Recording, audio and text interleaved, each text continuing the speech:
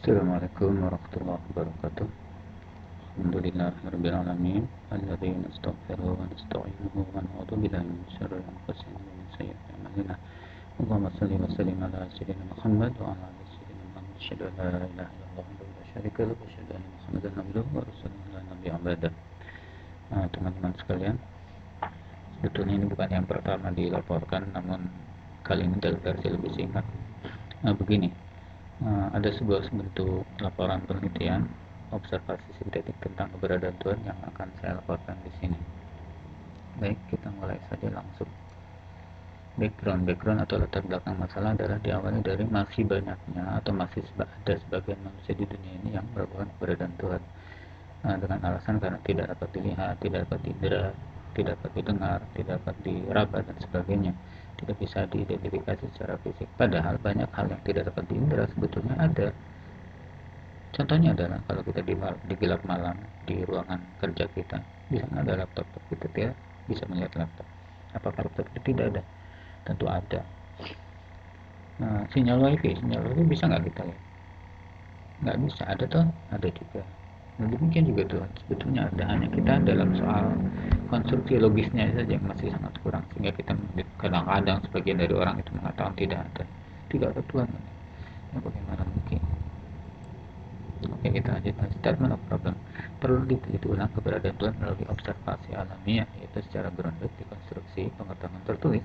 Pengetahuan kita akan harus terkonstruksi berdasarkan fakta-fakta grounded yang jelas, yang empiri, yang ada pada dunia nyata. Dunia nyata kita perhatikan, kita kumpulkan, kemudian kita simpulkan. Pertanyaan penelitian utamanya adalah where there is him. Jadi, apakah memang benar ada Tuhan? Metode atau metodologinya kita langsung lihat di sini. Metodologinya sederhana saja.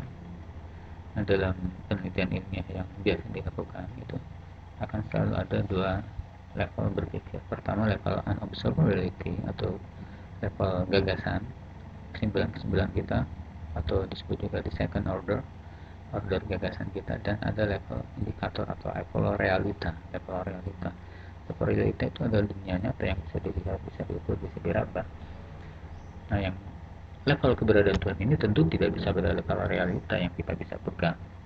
Dia terlalu besar untuk kita pegang. Tapi keberadaannya dapat disimpulkan dalam dunia gagasan kita, yang berdasarkan fakta-fakta yang dapat dikonstruksi untuk menyimpulkan adanya dia. Oke, ini cara berpikir kita ya. Jadi ada konsep dan ada indikator. Kita tidak bisa melihat listrik, tapi toh kita bisa lihat indikatornya. Kemudian kita percaya ada listrik. Kita tidak bisa melihat sinyal wifi, tapi kita bisa lihat indikator, kemudian percaya ada wifi. Apakah kita akan ragu bahwa ada sinyal wifi?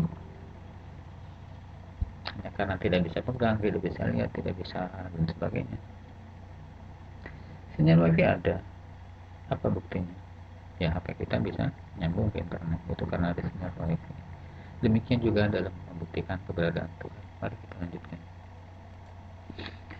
Konsep tentang Tuhan yang akan kita identifikasi adalah konsep yang tertulis di dalam surat Al-Fatihah, yaitu Rabbul Alamin Ar-Rahmanir Rahim, yaitu Tuhan adalah Maha Pencipta, Maha Pengurus alam, yang bersifat Maha Pengasih dan Maha Penyayang. Nah, konsep ini yang harus kita ukur. Betulkah ada Maha Pencipta, Maha Pengurus alam yang pengasih dan penyayang, khususnya terhadap manusia? Oke, itu level gagasan yang harus kita buktikan. Bukti-bukti yang akan kita kumpulkan ada pada 3 kelompok bukti. Kelompok pertama adalah bukti-bukti yang ada pada konstruksi dan manfaat dari struktur jasmani manusia. Kemudian kelompok bukti kedua adalah konstruksi ekosistem di sekitar kita. Bukti ketiga adalah konstruksi material norma agama. Jadi ada 3 kelompok bukti yang harus kita pahami. Bukti pada struktur tubuh manusia, bukti pada struktur ekosistem dan manfaatnya, kemudian bukti pada material-material nilai agama yang kita jalankan. Kalau 3 kelompok itu memang membuktikan ada goods level, maksudnya ada level ketuhanan di situ terlihat, baik level ketuhanan dalam menciptakan manusia, dalam merancang ekosistem, dan dalam merancang nilai agama. Di situ kita dapat simpulkan ada Tuhan. Terlebih jika dia juga menandai adanya karakteristik atau sifat maha pengasih dan penyayang, sehingga kita bisa menyimpulkan bahwa memang ada Rabbul Alamin Ar-Rahmanir Rahim, ada Tuhan maha pencipta, maha pengatur alam yang maha pengasih dan penyayang. Mari kita buktikan.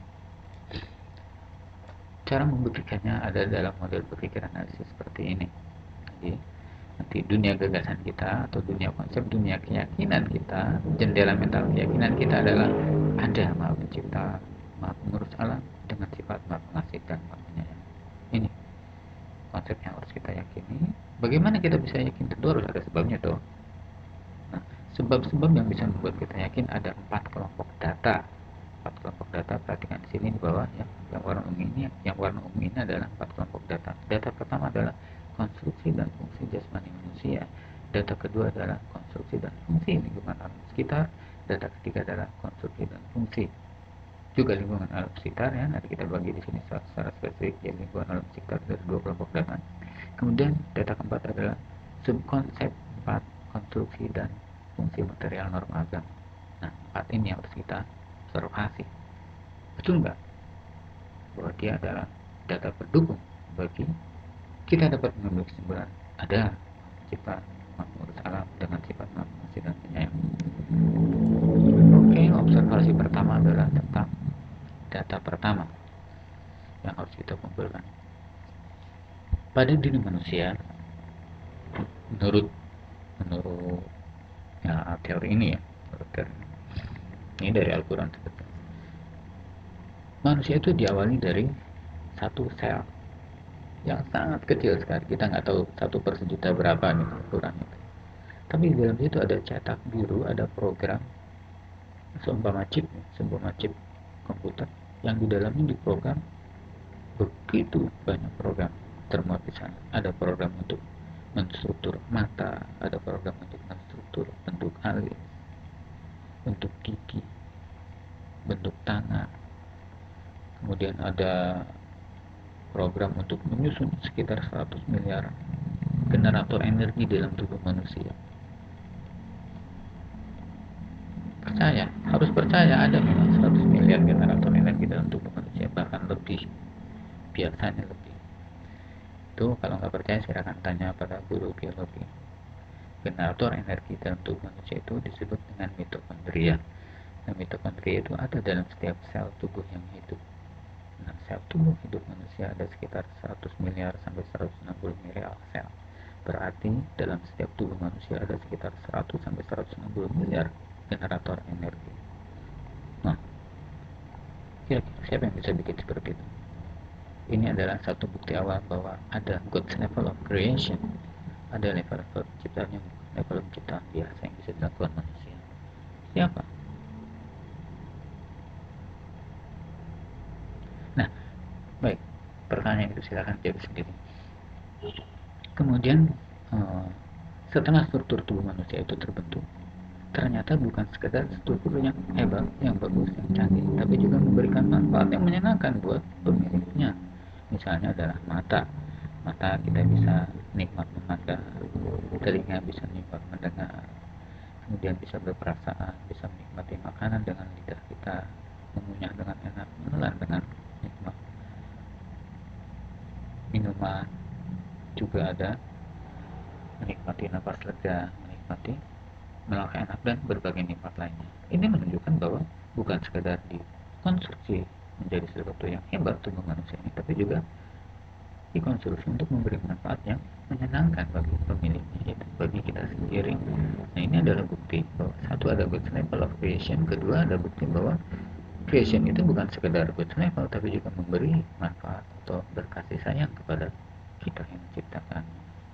Oke ya, sebentar. Bukti pertama sudah kita temukan bahwa memang ada bukti God's level of creation pada tubuh manusia dan diciptakan dengan maha pengasih dan penyayang, sesuai seperti yang menyatakan dalam Al-Fatihah 1-2 tadi. Ada Rabbul Alamin, Ar-Rahman, Ar-Rahim, ada maha pencipta yang maha pengasih dan penyayang. Ini bukti pertama pada struktur tubuh manusia. Oke, kita tambah sedikit buktinya. Nah, kehebatan struktur tubuh manusia ini, kemudian juga kenikmatan manfaatnya, itu diberikan merata, equal. Tidak ada beda. Orang miskin atau orang kaya sama. Yang naik pesawat dengan yang naik sandal jepit seperti saya mungkin tadi sama. Saya punya 100 miliar sel dengan mitokondria. Yang naik pesawat juga sama. Yang naik pesawat bisa memandang, saya juga bisa memandang. Dia bisa berperasaan juga saya sama. Bisa menikmati es kelapa dengan nikmat saya juga sama. Ya, punya telinga saya juga punya. Punya jantung, punya paru, punya hati, punya alveoli paru-paru, punya berbagai enzim. Ada 5.000 enzim dalam tubuh kita, ada sama-sama punya. Yang beda apa sebetulnya? Ya, yang beda adalah di luar kita. Pembungkusnya, isinya yang sebetulnya sangat mahal itu sama. Nah, ini juga salah satu bukti tambahan bahwa memang bukan sekedar good level creation, tapi juga bukti bahwa memang diciptakan oleh yang pengasih dan penyayang terhadap manusia. Rata, merata, equal. Oke, kita lanjutkan. Kelompok bukti kedua kita temukan ya, yang satu ini nih. Konstruksi dan fungsi jasmani manusia memang menunjukkan ada good level of creation, level kreasi ketuhanan yang tidak mungkin diciptakan manusia. Kedua, dia juga memberi manfaat berkasih sayang terhadap kita, sehingga seperti ini kesimpulan. Tapi tentu kesimpulan tidak bisa dengan satu data, harus dengan dukung data-data yang lain. Kalau cuma satu data nggak sahih gitu. Oke, kita lanjutkan dengan observasi pada yang kedua. Ini observasi kedua kita. Observasi kedua kita adalah mengobservasi lingkungan ekosistem kita. Kita harus temukan di sana bahwa ada seperti dikatakan oleh Al-Quran itu eh, bahwa manusia itu qad karomna wa hamalna bani adam qad karomna bani adam wa hamalna fil barri wal bahri. Manusia itu hamalnahum fil barri wal bahri, dipikul dipikul atau didukung kehidupannya di laut dan di darat. Dari surat Al-Isra ayat 70. Ini menunjukkan ada carrying capacity atau daya dukung lingkungan hidup. Nah, bukan sekedar daya dukung lingkungan hidup yang bisa membuat manusia itu hidup.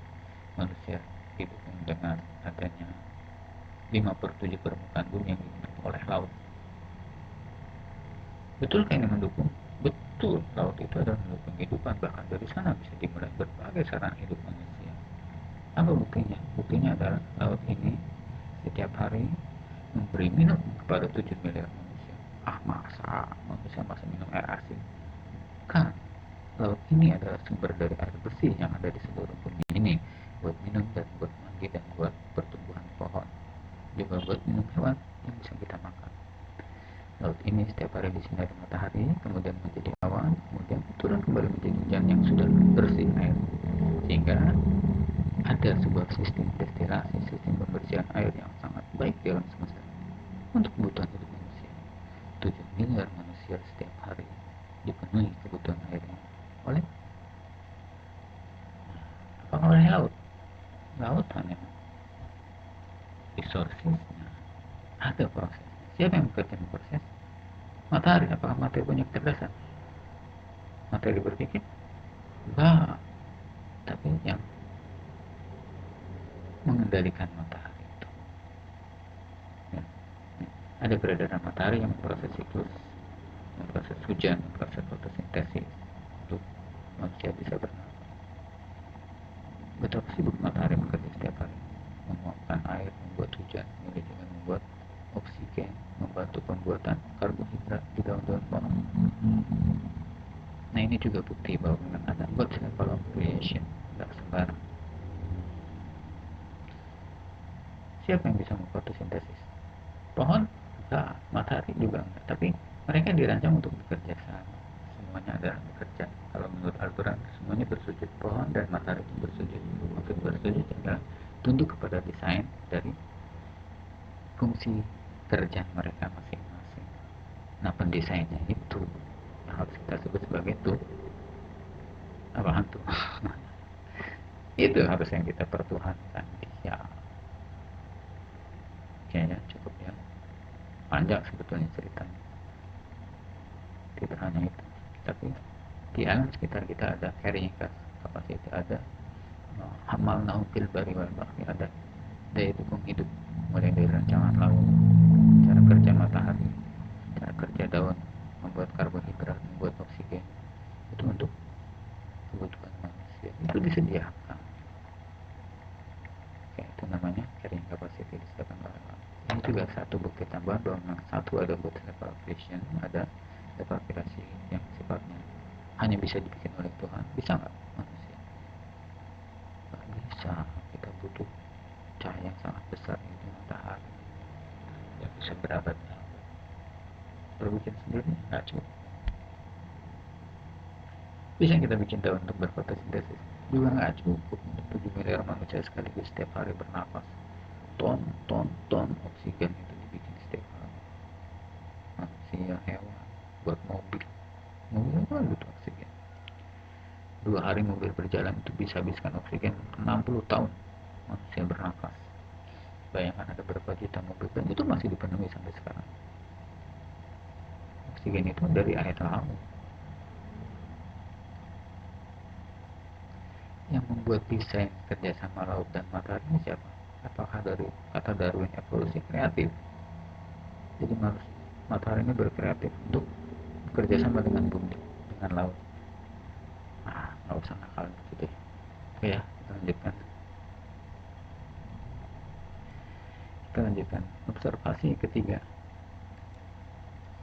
Observasi ketiga adalah bagaimana kita mengobservasi bahwa lingkungan hidup memiliki fungsi ikram, kata Al-Quran.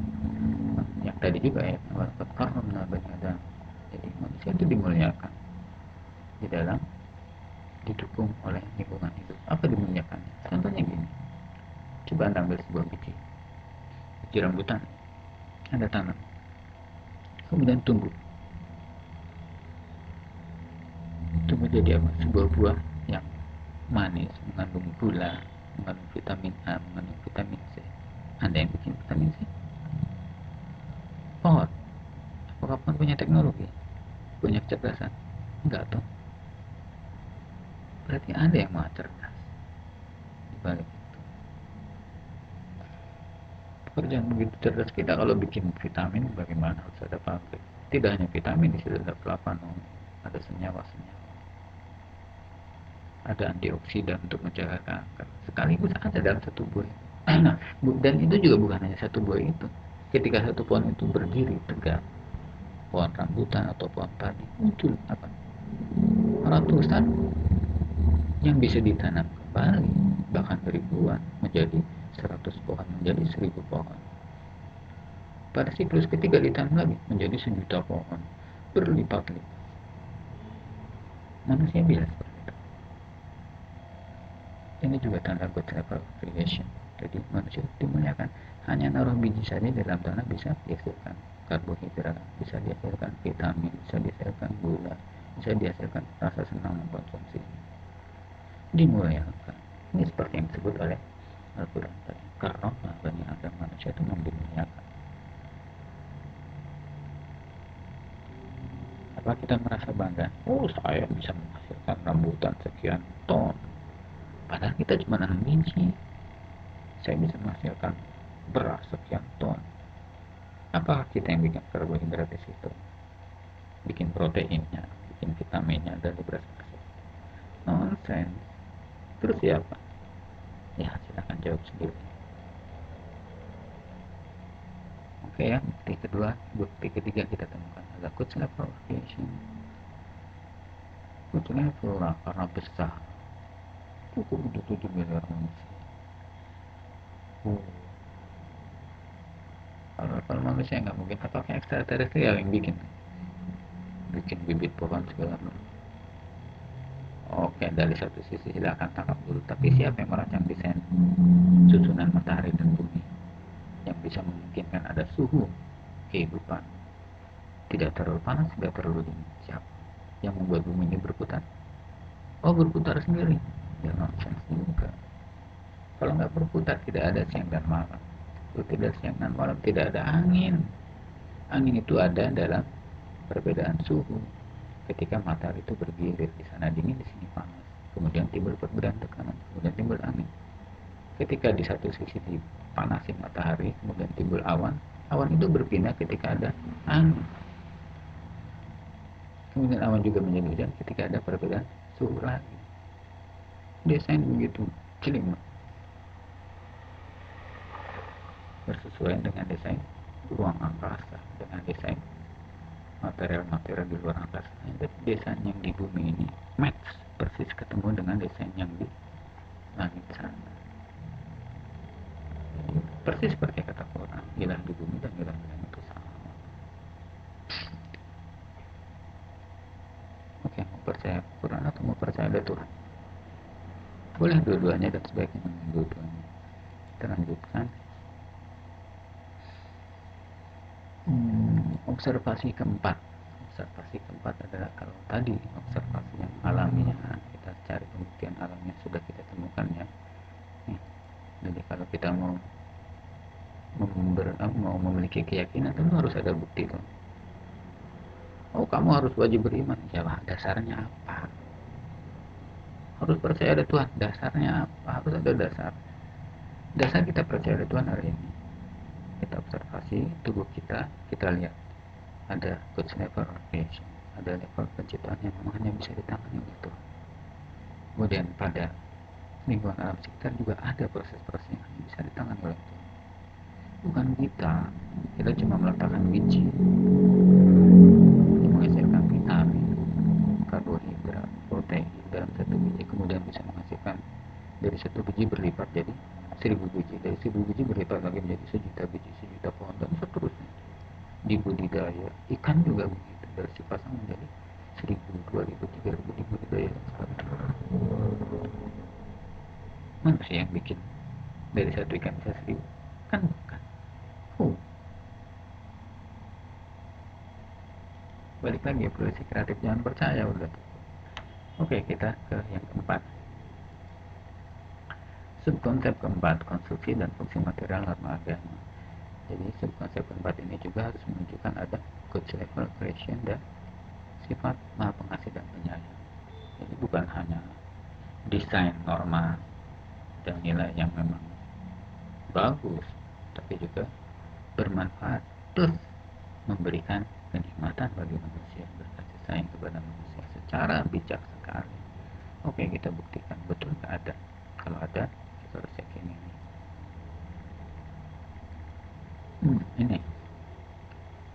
di dalam agama kita ada beberapa norma, misalnya norma sholat, ya, norma sholat 5 kali sehari, kemudian norma sholat berjamaah, norma puasa sunnah, kemudian juga ada norma kewajiban bekerja sama, norma menjaga cuti, norma hidup di tengah pluralisme, norma sabar dan sebagainya. Oke, kita lihat dulu manfaatnya satu demi satu. Ini yang diklaim bahwa dalam semua agama katanya ada. Ya, kan agama juga yang dari Tuhan. Dulu Kristen juga berdasarkan Injil dari Tuhan. Agama Yahudi juga berdasarkan Taurat juga dari Tuhan. Tentu bermanfaat. Tapi ini yang kita lihat dari Al-Quran. Kita yakini ini yang lebih lengkap karena menyempurnakan yang tadi untuk akhir zaman ini yang lengkap. Betul. Mari kita buktikan. Jangan percaya begitu saja. Norma sholat. Buat apa sih sholat? Sholat itu kalau kita teliti ya secara positif, jangan dibangkang atau jangan dikritisi, nggak usah. Tapi kita teliti dulu secara positif. Sholat itu mencetak manusia untuk ingat Tuhan. Kata orang Jawa itu buat healing. Tahu istilah healing? Untuk ingat Tuhan. Kemudian kalau sudah ingat Tuhan, logisnya manusia itu kan punya niat baik. Sederhana kok, dalam daily life, dalam kehidupan sehari-hari kita sering walaupun tidak diungkapkan akan percaya, akan punya ungkapan bahwa kalau ingat Tuhan kita akan punya niat baik. Ada orang lagi nakal, ingat nyebur itu yang kita ucapkan kan. Maksudnya adalah ingat Tuhan. Nah, sholat itu seperti itu. Kata sholat Toha, sholat sholat itu untuk mengingat Tuhan. Nah, kalau ingat Tuhan, maka manusia akan cenderung berniat baik. Walaupun belum tentu, ya. Jadi ada beberapa faktor penentu, tapi faktor utamanya adalah yang bisa membuat manusia berniat baik adalah ingat kepada Tuhan. Oh, katanya sudah ingat pada Tuhan, ternyata masih ada juga yang berbuat keliru, nakal, korup. Kan itu tadi yang saya sebut niat. Yang pertama sekali ada niatnya, itu masih belum tentu akan implement menjadi biar ada variabel-variabel berikutnya. Tapi dari segi niat itu sudah pasti benar. Jadi sholat itu membentuk niat baik ketika pagi hari, subuh, sebelum kita bekerja, sebelum berangkat ke sekolah, sebelum beraktivitas. Yang harus ada pada diri kita adalah niat baik. Dan itu akan dibentuk lewat sholat subuh. Sebelum matahari terbit kita sudah sholat subuh, sehingga matahari ini matahari, sehingga sholat ini akan membentuk orang-orang yang berniat baik sebelum beraktivitas.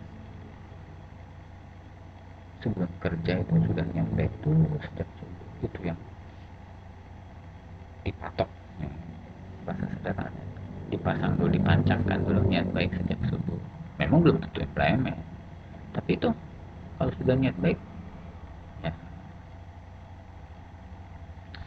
ada apa prerequisite atau pre-necessary, saya nggak tahu perbedaannya itu, tapi yang jelas ini adalah kebutuhan untuk ada dulu. Kalau tidak ada ya sama sekali mungkin nanti mungkin ada orang yang mungkin saking lurusnya jiwanya masih, nah itu ada orang-orang yang potensial hanya untuk generalis secara umum. Kalau kita memang dilazimkan untuk ingat Tuhan lewat sholat, lewat tunduk, lewat sujud, itu akan terkonstruksi. Ya. Kemudian norma kedua adalah salat 5 kali sehari. Kalau sudah berniat baik belum tentu implement kan. Nah, bagaimana cara supaya bisa implement? Dipertahankan niat baik menjadi 5 kali sehari. Jadi ketika sudah mulai goyah di siang hari, kembali diingatkan. Suara dikit goyah, misalnya ada yang ngaduin, Pak, 20% lah komisi, misalnya. Wah, tanda tangan gak nih? Tapi kita di situ kasih sholat asar, ingat lagi sama Tuhan, berkurang lagi, bersih lagi. Nggak cukup cuma sekedar ingat, nggak cukup cuma sekedar ulang, ditambah lagi apa? Berjamaah, sholat itu berjamaah. Nah, di dalam berjamaah itu ada mekanisme kolektivitas. Kalau kata psikolog atau kalau kata sosiolog, apa mekanisme kolektivitas? Begini, bagaimana kita mengerti mekanisme kolektivitas? Kalau Anda orang baik dan kalem, kemudian Anda ikut teman nonton sepak bola, apa yang terjadi? Anda kalem, diam, tapi begitu nonton bola, uh, uh. Nah, ini bisa menjadi pelajaran buat kita bahwa ketika di tengah orang lain itu ada yang kita tidak pahami tapi bekerja menentukan kita. Kita bisa menjadi berubah menjadi bisa sorak-sorak, tapi juga bisa berubah menjadi kalem, diam di sekolah misalnya. Masuk kelas kita kan dengan sendirinya akan diam walaupun di luar kita biasa bercanda. Ada variabel penentu yang akan menggerakkan kita untuk patuh pada ketentuan tertentu kalau kita dalam kelompok, di dalam berjamaah. Bukan sekedar niat baik yang dibentuk oleh sholat, tapi juga akan dibentuk oleh rasa malu terhadap teman berjamaah, rasa ingin mengidentifikasi diri, wah saya ini anggota jamaah ini loh, masa saya berbuat ini itu. Kemudian ada juga rasa malu terhadap orang yang kita teladani, ada imamnya, ada ulama, al ada jami, ada ewo pakewo dan sebagainya. Sehingga ada dua mekanisme yang bisa membuat manusia itu berbuat lurus, mekanisme niat baik dan mekanisme pengkondisian secara kelompok sosial. Dan ini yang dimaksud dengan norma sholat dan norma sholat berjamaah. Bijak toh? Bijak. Kemudian juga puasa, norma berikutnya norma puasa. Norma puasa itu kalau ditelusuri, jangan dipangking ya, atau jangan kritis. Kalau kritis nanti akan melihat, oh, puasa ngapain lapar-lapar menderita, bikin susah, perut lapar, haus, nggak bisa konsentrasi. Kita lihat sisi lain, puasa itu punya nilai yang sangat baik. Nilai apa? Begini, dalam setahun kita makan dan minum bebas sekali, apalagi yang berduit banyak, apa aja diempat ya. Ada kolesterol disikat, ada gula terus-terusan, ada keju, apalagi di mana saja. Bahan penyedap juga masuk, bahan pewarna juga masuk, bahan pengawet juga masuk. Nah, ini akan menentu, khususnya ada kolesterol. 11 bulan kita makan tanpa dikontrol itu akan menumpuk diam-diam di pembuluh darah. Betul. Kalau nggak betul, silahkan tanya pada dokter. Seperti itu. Nah, untuk menetralisir itu semua, kita butuh bengkel tune up yang disebut puasa Ramadan. Selama 1 bulan dalam setahun itu direm makan kita. Kalau makan kita direm, padahal kita masih tetap beraktivitas kerja, kita butuh sumber tenaga dari mana? Dari lemak yang dibakar. Nah, lemak-lemak yang mulai menumpuk itu dibakar, digunakan sebagai tenaga. Sebagian hilang sebagai keringat, sebagian lagi dikonsumsi sebagai energi tubuh. Nah, setelah sebulan, biasanya normalnya adalah beban kolesterol itu akan berkurang sekali. Kemudian setelah sebulan itu juga disebut dengan istilah kembali ke fitrah. Maksudnya kembali pada kondisi badan yang seperti baik, sehat kembali. Mudah-mudahan jika puasanya memang bagus. Apa atau enggak, saya bisa tetap minum obat anti kolesterol, saya juga bisa ini bisa itu. Apa iya? Kita lihat manfaat berikutnya.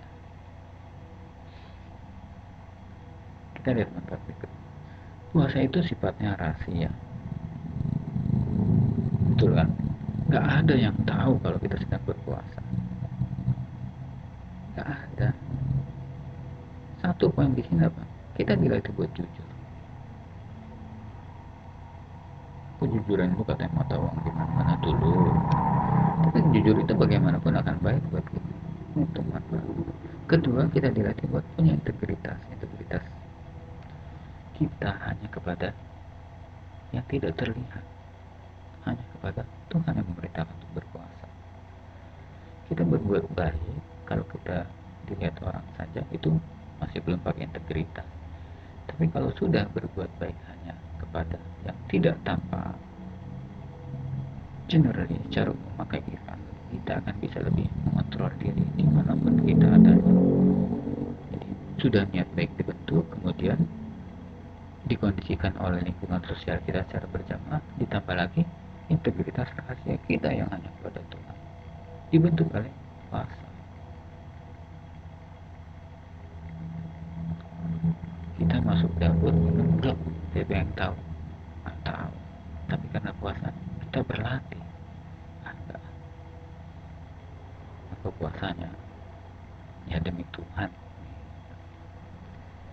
hanya karena Allah. Nah, ketika demi Tuhan ini, walaupun tidak kita ucapkan, meresap sedikit demi sedikit, ini akan membentuk perilaku yang lebih baik. Maksudnya adalah lebih banyak modal untuk memunculkan perilaku yang baik dan benar. Soal modal ya, jadi kita mempunyai modal untuk berbuat baik dan benar. Semakin banyak tentu akan semakin mudah nanti. Generally, maksudnya secara umum. Apalagi kalau ditambah dengan puasa sunnah. Oke, dari dua norma saja, dua norma, norma salat dan puasa. Kelihatan dong, ada memang nilai bijak, ada good level of creation dalam norma. Ini belum yang banyak. Al-Quran itu ada 6.600 ayat lebih. Dan semuanya bisa dibuktikan seperti ini. Ketika salat mencetak niat baik, ketika salat 5 kali mempertahankan niat baik, kondisikan secara sosial kamu untuk ada niat baik itu dipertahankan oleh aktivitas, kemudian ada puasa membentuk lagi integritas rahasia, di samping juga bentuk kesehatan. Itu baru tuan normal. Belum normal menjauhi judi, menjauhi miras. Judi dan miras itu termasuk larangan yang paling tinggi, diperintahkan untuk dijauhi. Kalau makan babi saja itu cuma sekedar haram, jangan dimakan. Kenapa? Ya dampaknya cuma buat diri sendiri yang makan. Itu pun kalau nggak kelaparan. Kalau dalam kelaparan, kalau Ismail ketemu nggak ada dosa. Kenapa nggak ada dosa? Sejalan dengan memang nggak bahaya bagi orang yang lapar.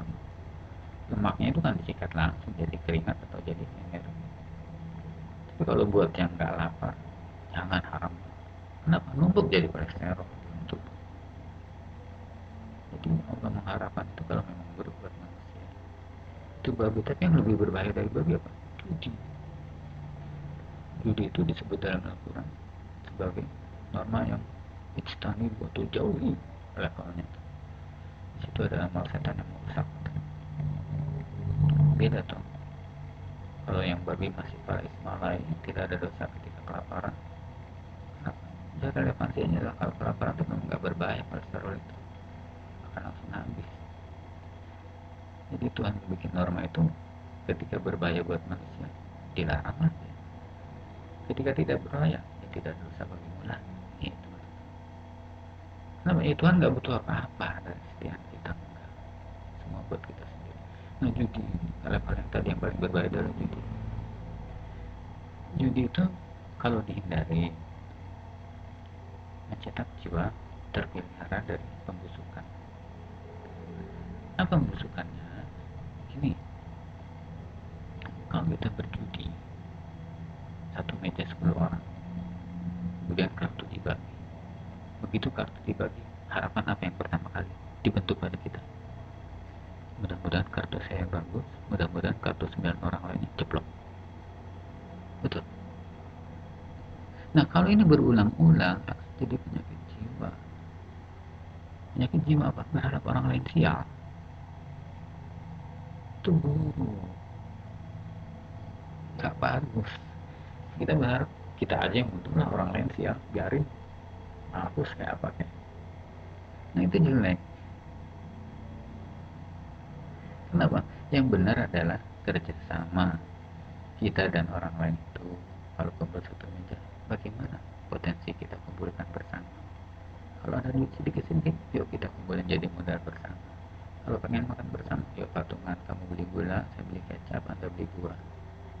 Nah satu lagi beli cabai. Kita ngerujak bareng-bareng. Itu mestinya. Kalau pakai berjudi enggak, yang satu kehilangan cabai, yang satu kehilangan kecap, yang satu kehilangan buah. Yang menang sendirian, yang sendirian senang-senang, yang lain ngiri, jelek semua. Ngiri jelek, senang-senang sendiri jelek. Karena itu larangan judi ini bukan sekedar seperti babi cuma hurimat kok, haram buat kamu. Itu pun ketika kita kelaparan, kepala Ismail nggak ada dosa deh. Tuh tak perlu judi, wajar. Nah, struktur norma seperti ini kalau disikapi atau dibahas secara pro, gitu ya, tidak dibanding, tidak kritisisi, kita akan temukan memang ada level creation, level-level kebijakan yang luar biasa sekali, dan semua itu memberi manfaat. Kemudian ada norma pluralisme, ada norma hubungan antar golongan, ada norma bernegara dan sebagainya. Banyak sekali. Oke, kita tambah sedikit norma pluralisme seperti apa. Kalau di tengah manusia itu norma pluralisme menurut material norma agama ya, yang kita tahu sebagai agama Islam. Pertama itu kalau di tengah pulau, akhrajat linnas itu manusia keluar. Ta'muru bil ma'ruf. Ta'muru bil ma'ruf itu apa? Memakmurkan kemanusiaan. Di sini bukan sholat, bukan puasa, bukan zakat. Ya zakat ada sisi manusia, bukan bukan ritualistik agama, bukan. Ta'muru bil ma'ruf menurut tiga ulama. Pertama Al-Maraghi, kedua Abu Hayyan, ketiga juga menurut ulama tafsir Indonesia Pak Quraisy. Ini urusan kemanusiaan, ma'ruf itu. Jadi sisi positif kemanusiaan. Di tengah plural kan gitu, aman kalau kita bicara soal kemanusiaan. Apa? Semua butuh. Kita bicara rumah sakit semua sama butuh. Bicara market sama butuh. Bicara sembako sama butuh. Karena itu depan plural bukan bicara keimanan, kita perdebatkan keimanan, ribut nanti. Nah, ini norma seperti ini. Dan itu juga kalau ada misal hari-hari agama yang sudah masing-masing. Agama itu bukan, kalau perayaan seperti itu bukan sekedar ada ya kita saling lah, saling, nggak bisa, itu masing-masing saja. Lebih baik perekat kita adalah kebutuhan kemanusiaan. Kita butuh sama-sama beasiswa, butuh rumah sakit, butuh pendidikan, butuh lapangan kerja. Itu yang kita bahas di dalam pluralisme di dalam masyarakat manusia secara umum. Gimana paling belakang. Jadi setelah ta'muru bil ma'ruf wa tanha 'anil munkar baru wa tu'minuna billah, dan itu adalah urusan jemaah masing-masing. Damai kalau begini ya, nggak usah kita ngojok-ngojok soal gimana di depan. Bukan ada, sehingga damai itu bukan kalau sama-sama hari raya saling mengucapkan selamat, bukan. Damai itu karena ada clue, ada perekat. Jadi ada organization clue. Apa? Kebutuhan kemanusiaan. Kalau sudah sama-sama bisa saling memenuhi, saling kerjasama, damai pasti. Nggak percaya silakan, mari kita buktikan. Lihat di swalayan, ketika sama-sama cari beras, agamanya beda, sebelah-sebelah, ribut. Enggak, damai. Di rumah sakit, dari satu ruangan, dari satu sal, sebelahnya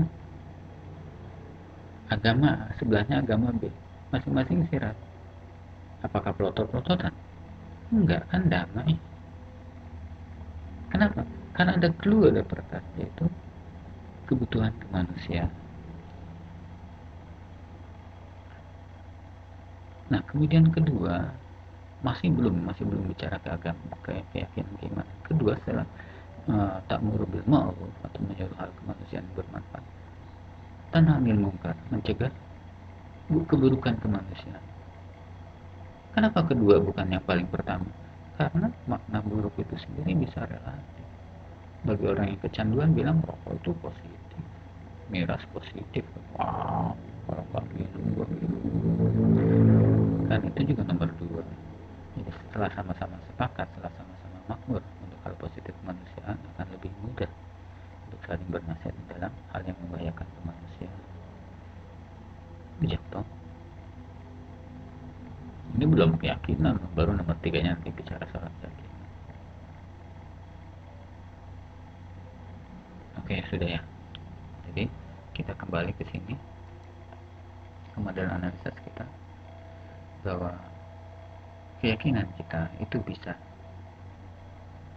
dibentuk dengan dasar-dasar realita, realita alamiah, konstruksi tubuh manusia dengan manfaatnya, realita alamiah bagaimana lingkungan hidup mempunyai carrying capacity untuk manusia untuk hidup.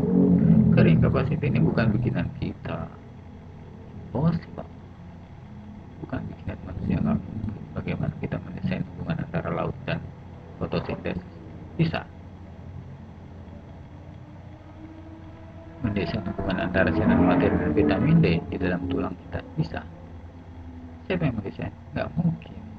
Itu ada di situ, God's level of creation. Ada bukti juga tuh, carrying capacity alam sekitar ini adalah buat kasih sayang pada manusia. Kemudian ketiga, manusia dimuliakan.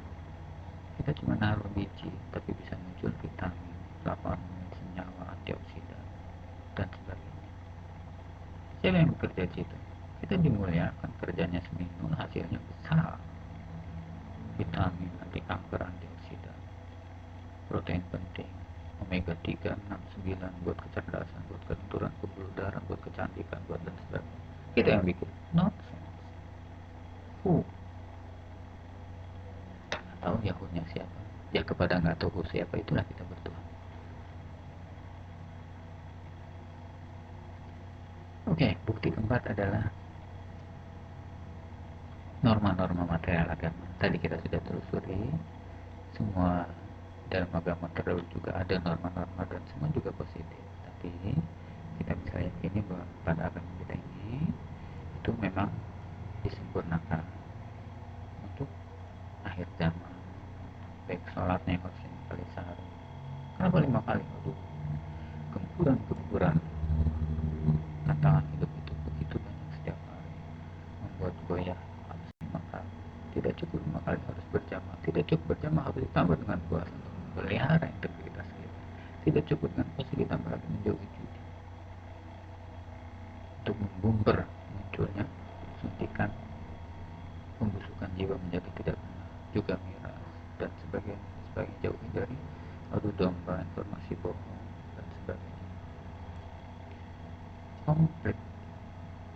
Oke, yang kita temukan di sini ada 4 agregat bukti bahwa memang ada Maha Pencipta dan Maha Pengurus alam yang kasih sayang terhadap manusia melalui desain struktur tubuh manusia sendiri, melalui desain carrying capacity alam, melalui desain memuliakan manusia pada proses alamiahnya, dan melalui desain norma-norma aturan hidup yang diberikannya, sehingga dapat disimpulkan persis seperti surat Al-Fatihah yang pertama berbunyi Alhamdulillahirabbil alamin arrahmanirrahim. Segala puji bagi pencipta dan pengurus alam yang berkasih sayang terhadap manusia. Found it. Kita temukan ya bab yang ada him.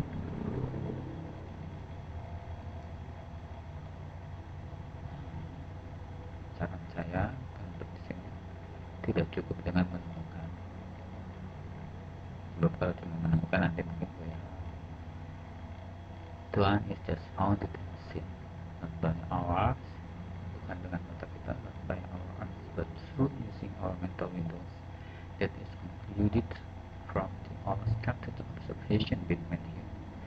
Jadi dengan observasi terstruktur yang tadi kita bikin, yang kita susun laporannya, ini observasi terstruktur, observasi terhadap diri, lingkungan hidup, terhadap carrying capacity, dan terhadap proses memuliakan oleh lingkungan terhadap kita, dan terhadap material agama. Itu observasi berstruktur kita, structured observation between him, dan kehidupan sehari-hari kita. Nah, ini sudah kita temukan, tapi nggak cukup di situ. Kita perlu untuk mendekat, untuk lebih dari sekedar percaya. Itu nanti kita akan saja. Kalau bagi yang tertarik silahkan tempuh mencari ibadah. Ibadah itu bisa mempertahankan kepercayaan kita, bisa menambah juga kepercayaan kita, dan bisa menambah pengetahuan kita tentang Dia dan ciptaan.